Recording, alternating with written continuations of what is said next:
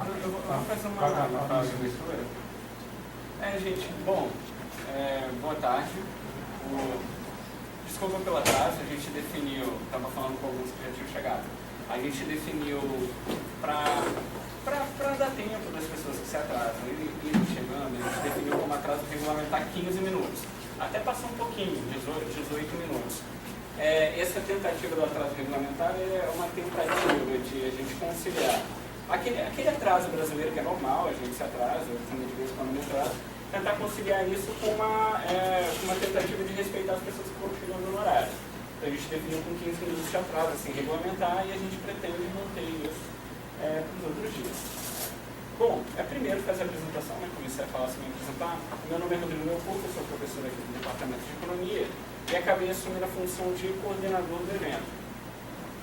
Bom, assim, muito direto, assim, o que é o objetivo do evento?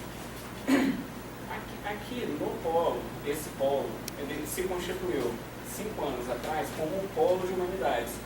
Até 5 anos atrás existia aqui o curso de serviço social, um único curso, e de 5 anos para cá surgiram vários outros cursos. A gente tem hoje 6 cursos de humanidades. Então isso aqui se transformou num polo de humanidades. Com esse crescimento do polo, do número de professores de área humana, houve também um crescimento do número de professores que trabalham com a temática de marketing e marxismo. Só que, dado o caráter muito recente do polo, esse trabalho ainda é um trabalho muito fragmentado. Os professores trabalham, cada qual em seu departamento, fazendo suas pesquisas, e individualmente ou em duplas, no máximo trios, em grupos muito pequenos, e a gente ainda não se conhece, a gente não sabe o que os professores estão pesquisando, e muito menos a gente faz trabalho conjunto, a gente ainda não conseguiu fazer. O objetivo, então, desse evento, o objetivo dele é trazer todos esses professores, o máximo de professores que trabalham com essa temática, aqui na UF, trazer para cá, para que eles possam expor as suas pesquisas e a gente possa se conhecer. Conhecer as pesquisas uns dos outros, para a gente poder pensar alternativas de trabalho no futuro. Então, passar dessa fragmentação de trabalhos para algum trabalho conjunto, articulado, e que a gente possa avançar mais do que está avançando agora, individualmente. Então, esse o nosso objetivo. Apresentar entre nós, esse trabalho vai ser muito interessante de apresentação, e também apresentar aos alunos, ao restante da comunidade acadêmica. Porque muitos alunos têm alguma proximidade com esses temas do Marx e marxismo, só que acabam tendo conhecimento só daquele professor que está no seu departamento, que está mais próximo. Esse tipo de falha de informação que os professores temos, de não conhecer as pesquisas uns dos outros, os alunos também não conseguem identificar. Então esse evento tem esse sentido de tentar superar esse tipo de fragmentação. Portanto, esse não é um evento que se esgota aqui, o objetivo é que ele não se esgote aqui. O evento em si, acho que vai trazer temas muito interessantes. Eu acabei olhando tema por tema, látis por látis de professor, eu acho que tem muito que a gente aprender aqui. Mas o objetivo é que não se esgote até quarta-feira, que é o final do evento. O objetivo é o que a gente vai conseguir para o futuro. O que a gente vai conseguir para o futuro? Bom, a coisa é um tanto certa, as conversas estão acontecendo, mas já tem algumas propostas e a gente está pensando nesse assunto. Ok? É nesse sentido, inclusive, que o subtítulo do encontro é Diálogos, Marx em Campos Diálogos. É realmente no sentido de dialogar entre nós, entre professores e alunos, tanto aqui no evento, tanto fora. Fora do evento, essas conversas, inclusive, já estão acontecendo há 1 ou 2 semanas, vendo essas propostas. E dentro do evento também. É por isso que a gente está tentando dar mais ou menos 1 hora para debate ao final das apresentações. A gente está querendo dar um espaço mais amplo possível para que a gente consiga realmente configurar isso aqui como diálogos. Okay? Bom, falando agora aquela parte de organização. Quem está organizando mesmo, realizando o evento é o UNIEP, com o apoio de outros núcleos aqui da UF. O UNIEP, apresentando cada núcleo, UNIEP significa, é um núcleo interdisciplinar de estudos e pesquisas sobre Marx e marxismo. É um núcleo aqui da UF, que a maioria dos professores está em Niterói, mas tem professores em vários departamentos do interior.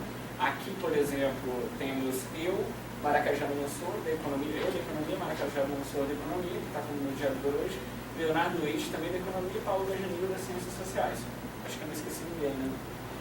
Aqui na UF temos esses professores, o INEP é esse núcleo da UF, inclusive com alguns professores de fora, como professores da USP, e um professor estrangeiro, da UBA, Universidade de Buenos Aires. Mas é um núcleo que é predominantemente da UF, é um núcleo da UF com a maioria dos professores da UF. A gente que está nesse núcleo, a gente conversando, eu, Paulo Gajanilo, Maracajaro, o Leonardo Leite da Economia, a gente conversando, a gente vislumbrou essa oportunidade de realizar um evento nesse sentido, de diálogos, mas a gente também contou com o apoio de outros núcleos, outros grupos. Contou com o apoio do APOC, que é o Laboratório de História, Política e Cultura, que é da professora Débora, da História, Débora Andrade. Contou com o apoio do GPIs MPI, que é o Grupo de Pesquisa sobre História Militar, Poder e Ideologia. Contou com o apoio do NESA, que é o GPIs MPI é coordenado pelo professor Luiz Cláudio, que foi pegar a fonte do computador, daqui a pouco vai acabar. E do NESA, Núcleo de Pesquisas e Estudos Socioambientais, que é um núcleo do qual faz parte o Marco Malagotti, que é um professor que vai estar aqui amanhã, vai fazer uma fala amanhã. Bom, agora tem uma fala, assim, uma parte um pouco longa, mas é indispensável, que é o agradecimento às pessoas que estão fazendo parte do evento, que estão apoiando.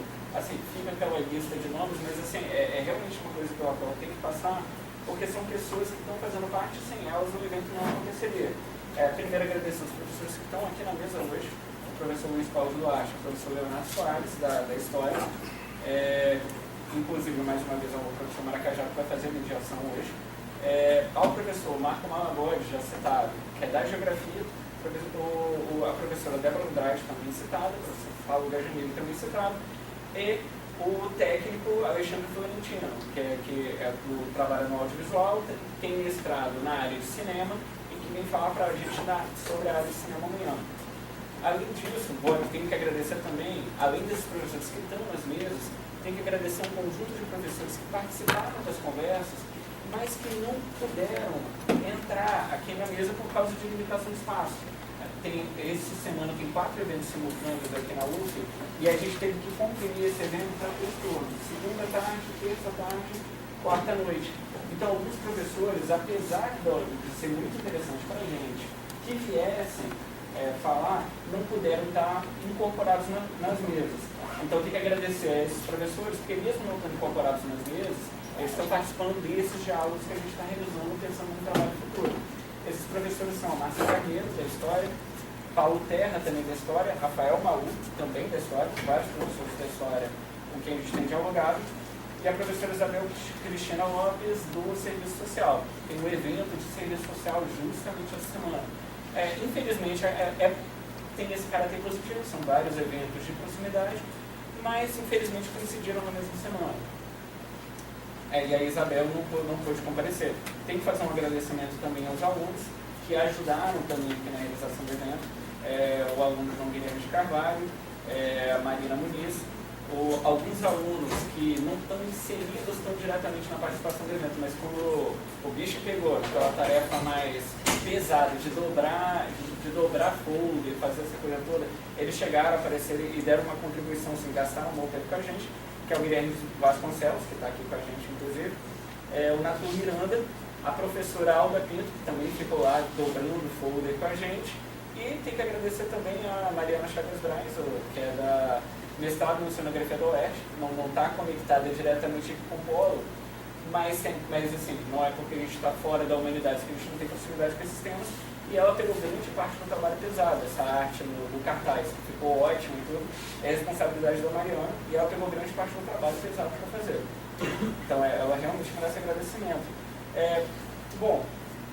Antes de passar aqui para o mediador da mesa, para o Maracajá, para apresentar a mesa e dar início à abertura da primeira palestra, só alguns detalhes burocráticos que acabam sendo importantes também. Primeiro, a gente tem uma lista de presença, está ali com o João. Daqui a pouco, quem estiver saindo, quiser passar lá para assinar, ou daqui a pouco ele passa também para rodar essa lista de presença. Essa lista de presença a gente pede para vocês botarem primeiro o nome de vocês, nome de forma, porque como não teve inscrição, digitado e tal, a gente tem que ter uma letra bem legível, para a gente poder fazer certificados depois. Então, depois vocês assinem esse de presença, coloquem os dados, inclusive e-mail, que a gente vai fazer esses certificados e deve mandar por e-mail para vocês daqui 1 ou 2 semanas. Não sei se a gente consegue fazer já essa semana, mas daqui 1 ou 2 semanas a gente manda por e-mail para vocês. Mas pedindo cuidado para botar o letra legível e tal, porque a gente muita gente, eu estou vendo, tem gente que é de fora da UF, e aí vai ser difícil fazer um contato depois. Ok? Bom, o João também tem alguns folders do evento, quem não tiver pode pegar. Pode pegar depois, dar uma olhada. A gente também tem um material no site, acho que a maioria de vocês ficou sabendo pelo site, como eu estou imaginando. Mas, enfim, é isso, não sei se tem mais a acrescentar. Estou esquecendo de alguma pessoa ou alguém?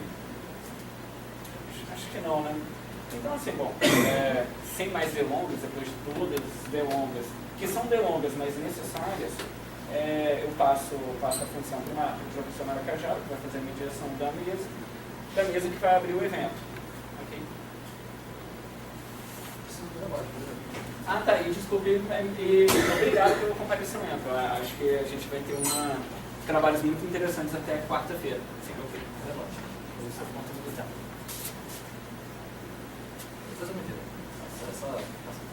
Bem, pessoal, boa tarde a todos. Primeiro, dizer assim, que é uma honra para mim estar coordenando aqui a primeira mesa do primeiro evento do MEF em Campos, e é uma honra estar aqui com esses professores nessa apresentação, mas o meu papel é muito enxuta, mais de controlar tempo, então eu vou direto ao ponto. O nosso primeiro palestrante, o Leonardo, ele estuda a ditadura, e em particular ele estuda os movimentos de resistência, e é muito interessante para a gente porque ele estuda esses movimentos de resistência aqui em Campos. Penso que aqui no espaço uma apresentação bem enxuta, e ele vai falar para a gente sobre a questão agrária em Campos durante o processo, a ditadura, que prefere chamar de ditadura militar e empresarial. O tema é ditadura, assim, a gente colocou o tema ditadura militar e processo de redemocratização. A ideia era, inicialmente, que a gente tivesse professores de História e de Ciências Sociais para falar também do aspecto cultural na redemocratização. Infelizmente, por problemas pessoais, a gente não conseguiu montar a mesa como a gente estava pensando inicialmente. Então, agora o nosso tema está mais sobre ditadura em geral mesmo. O Luiz Cláudio vai falar da Escola Superior de Guerra durante esse processo, durante esse período da ditadura, a Escola Superior de Guerra e o projeto desenvolvimentista. O discurso e o conteúdo de classe desse professor, dessa escola.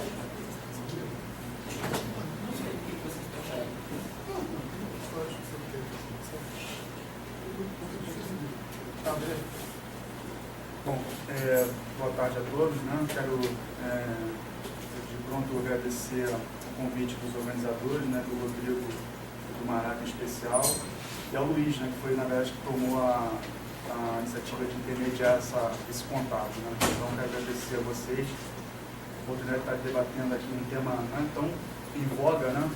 Atualmente, embora já faça 50 anos, né? E tenha, além de estar sendo discutido, até o Maraca aqui mencionou aqui rapidamente, né? Se foi empresário, se foi militar, se foi civil militar, se foi militar empresarial, né? Hoje você tem uma discussão de alguns segmentos, né, muito democráticos, né, inclusive, né? Que estão tendo a volta, né? Uma nova intervenção militar que é muito interessante. Mais alto. Então, não, gente, é isso mesmo, assim, aqui segmentos democráticos, né, estão querendo a volta da ditadura militar, né? E é interessante isso, porque é uma dúvida muito na historiografia, né? Foi o quê? Foi militar, empresarial, civil? É engraçado que quem vai para a rua não tem a menor dúvida, né? Eu quero ditadura militar novamente. Então, é curioso isso, né? Claro que uma ditadura militar para restaurar a democracia, que é duplamente curioso, né? Então, assim, é uma oportunidade, acho que ímpar, né, da gente discutir, não se tem que voltar à ditadura militar ou não, né? Até porque isso é uma discussão mais do campo da psiquiatria, né? Mas no sentido histórico, na verdade, embora tem gente que goste, né? Até dentro da universidade, mas a discussão aqui é mais conceitual e até histórica, né? E o segundo elemento, de que dentro da questão da ditadura militar, uma oportunidade de também discutir um tema que é pouco usual dentro dessa problemática, a questão agrária, a questão dos camponeses, dos trabalhadores rurais, e, enfim, que no caso nem na historiografia, né, nem na literatura acadêmica isso foi muito visitado, né? Está sendo visitado mais agora, bem recentemente, coisa de 10 anos, sendo bem generoso, né, 10 anos para cá, e tomou um vulto maior por conta da Comissão da Verdade, até porque a Comissão da Verdade, ou da meia-verdade, segundo alguns democratas, né, ela instaurou um grupo de trabalho especialmente voltado para essa questão da repressão aos camponeses. Um dado que, para a infelicidade de quem defende a causa militarista democrática, né, exatamente nesse GT dos camponeses, né, que se tem descoberto as maiores atrocidades da democrática ditadura militar, ou a Revolução Redentora segundo as organizações Globo, né.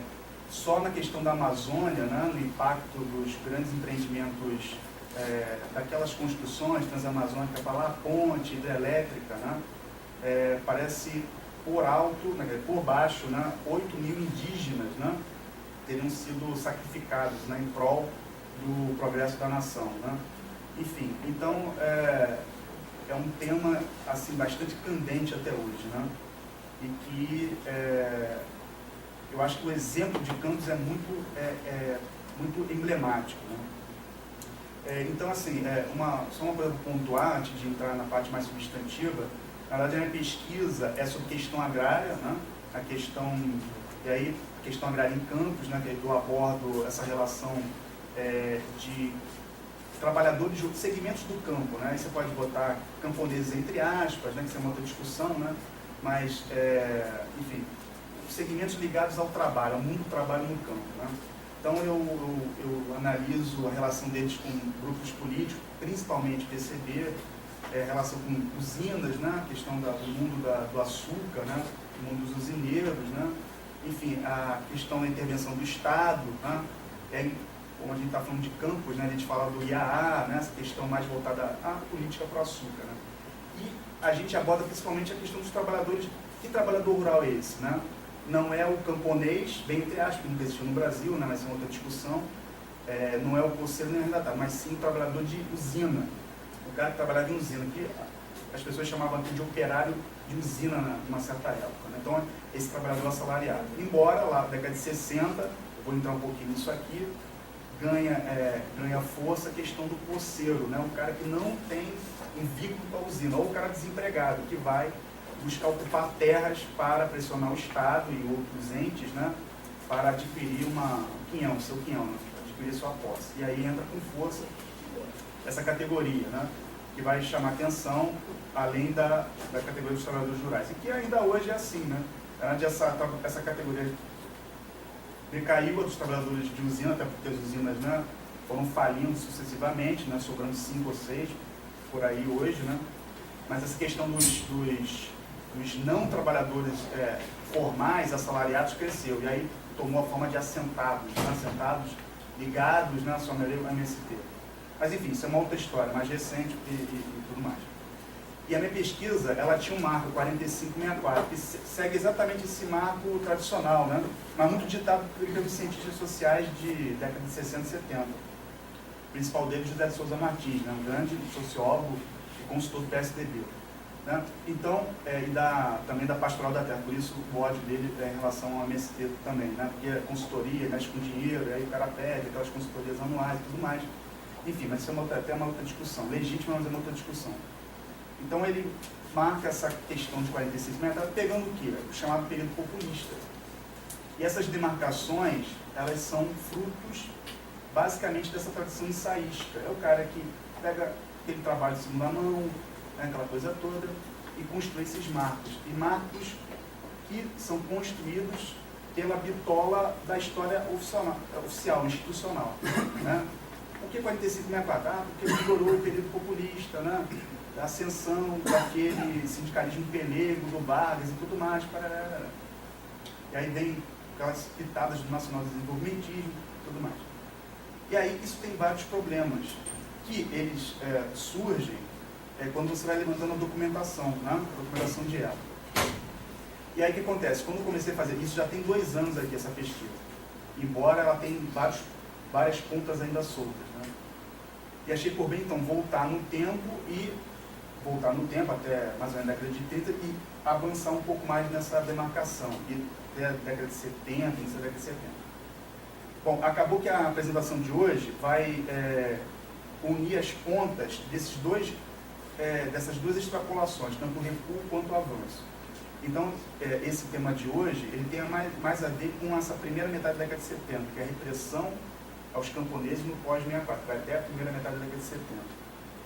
Que aí eu busco ver as continuidades, aquela coisa bem de Brodel, né? Aquela coisa de você ver as continuidades dos processos, tanto antes quanto depois. Então, enfim, por isso sempre esse procedimento, né, de ver o que está mais atrás e o que está mais à frente. Bom, essa é uma explicação bem grosseira, até porque não daria para entrar nisso aqui.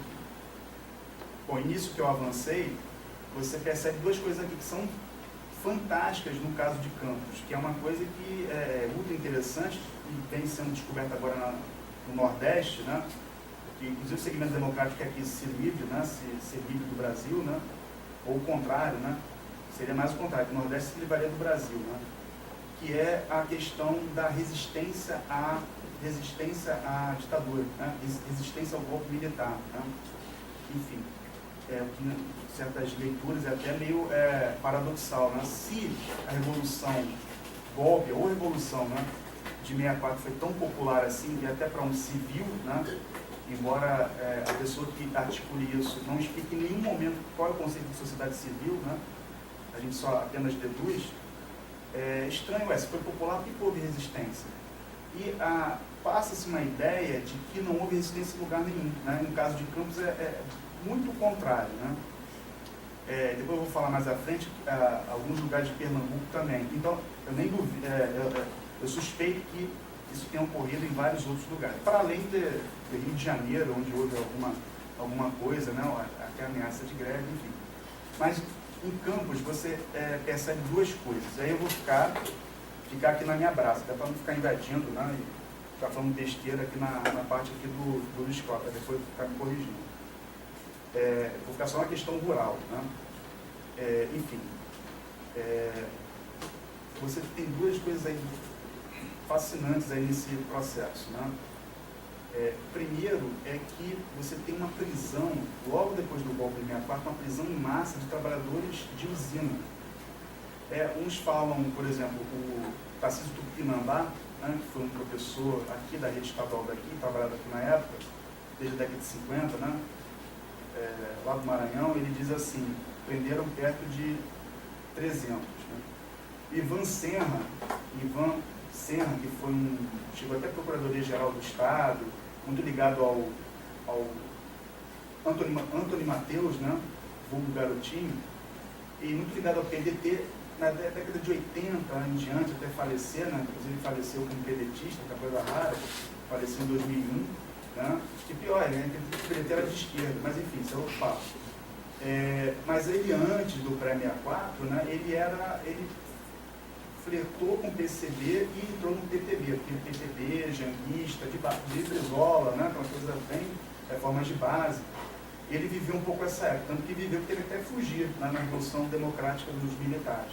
Ele fugiu, foi para não sei aonde, né, dizer no interior de Minas Gerais, e ele tem uma memória, né, quer dizer, um texto memorialístico sobre Campos no geral, desde o século XIX até a década de 90. Claro que ele termina com a eleição do Antônio Mateus, né, o Garotinho. E as melhores partes são exatamente as partes que ele vai falar dele, né, da história dele. Aí no meio lá ele diz que ele atuava, até vou mostrar uma foto dele aqui, ele era advogado, logicamente, né, ele era advogado, e começou a atuar no Sindicato dos Trabalhadores Rurais. Esse aqui da 13 de maio que existe até hoje, né? Foi inaugurado em 63, então ele já começa ali naquela sede mesmo. E ele diz que foram presos perto de 200. Né? Então, assim, e aí há outros relatos, tem jornais que foram, entre 200 e 300 trabalhadores rurais. E Se você for ver, outra categoria muito combativa aqui em Campos, que era de ferroviário, não chegou ao mesmo número. Então, é uma coisa realmente intrigante, né? Por que os militares, né, tiveram essa situação de enfornar, ou seja, de encarcerar esse número tão grande de trabalhadores rurais, né? A segunda questão é que, por exemplo, você tem uma desapropriação em 63 aqui, da fazenda do Imbé, né? Uma fazenda abandonada, né? Devoluta, e que, veja, ao lado dela ficava uma usina chamada Usina Novo Horizonte, né? Uma usina de açúcar. Não era dela, mas ela sempre explorava, no sentido de pegar lenha, aproveitar a nascente, botar os bois ali, para pastar, aquela coisa toda, ele sempre, né? Mas não era dele. Aí, uma certa vez, em 63, os poceiros vão lá e pimba, né? Ocupam o Imbé. E aí a Novo Horizonte inventa de dizer que é dela a propriedade, né? Nunca tinha ligado, e inventa de dizer que é dela, apresentando supostas propriedades, títulos de propriedade e tudo mais. E aí, aquela coisa que sempre acontece, né? A polícia, que é sempre neutra, né? Ela vê a alegação de um poceiro, tudo esfarrapado, né? Com bambu ali, aquela coisa toda, e a alegação de um usineiro, né? Com advogado, aquela coisa e tal. É claro que, por acaso, né? Uma infeliz coincidência para a parte mais fraca, eles escolhem a alegação do usineiro. E a polícia baixa lá e, sem mandado de despejo, né? De desapropriação, aquela coisa toda, tenta expulsar os poceiros. E aí tem todo um revertério, né? Porque por conta de um apoio enorme que esses poceiros conseguem com outras categorias aqui, até de sindicatos ferroviários, a imprensa que dá uma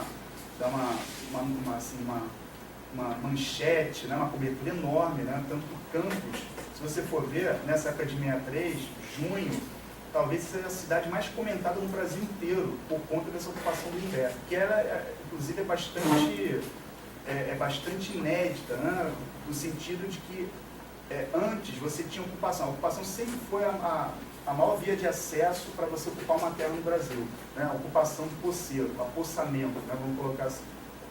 Só que você nunca tinha tido, pelo menos, né, com tanta cobertura, com tanta ênfase, uma ocupação que as pessoas se reúnem em um certo lugar, né, se mobilizam, um número, né, razoável de 50, 100, até 200 famílias, e falam assim, ó, vamos ocupar a terra tal. E aí vão com bandeira, vão com arma, até com arma, foice e tudo mais, e ocupam uma propriedade, com o fim de ter a sua desapropriação. Isso é uma coisa muito inédita. Um dos primeiros lugares onde isso ocorreu foi exatamente Campos, né? Embora o primeiro tenha sido ali na Fazenda Anone, no Rio Grande do Sul, com uma atuação ali de poceiros dali, e onde o político principal apoiando, na época ainda governador do Rio Grande do Sul, Leonel Brizola, né? E aí em Imbé você tem a mesma situação. E aí não é à toa que quem vão ser os políticos ali que vão estar apoiando isso? Exatamente aqueles ligados a Brizola, né? A gente vai falar um pouquinho mais, Adão Pereira Nunes, né? E outras, até prefeito toma partido a favor dessa ocupação do Imbé, né? E, logicamente, com apoio dos comunistas. E aí vem o golpe de 64 e desfaz essa desapropriação de maneira bastante violenta, né? Expulsa essa galera toda e desfaz a desapropriação. E a desapropriação que tinha sido declarada oficialmente, né? A SUPRA, que era a secretaria do governo federal e criada para resolver essas situações, ela assina, isso sai no Diário Oficial, a ditadura militar vai lá e desfaz. Então, as questões eram essas, né? Assim, que chamam a atenção, né? Que convidam uma reflexão maior. Por que no pós-64, a ditadura, como em poucos outros lugares, que pelo menos você tem conhecimento até agora, vai reprimir de maneira tão assintosa essa categoria dos trabalhadores rurais, e por que ela faz questão de desapropriar o Imbé? Enfim. Mas mais do que isso, quer dizer, essa é uma discussão que não cabe muita discussão, quer dizer, elas ocorreram, mas aí você tem outras questões. Por que Campos, né?